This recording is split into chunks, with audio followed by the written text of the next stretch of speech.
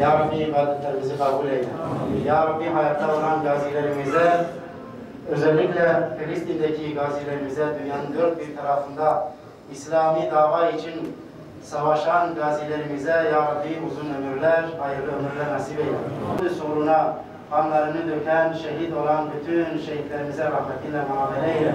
Onları peygamberlerle, sıddıklarla, şehitlerle birlikte haşret Ya Rabbi. Bir saldırıda şehit olan İsmail Haniye'ye Allah'ım rahmetinle muamele eyle ve bütün geçmişlerimizin ve şehitlerimizin ruhuna Lillahi Teala El-Fatiha.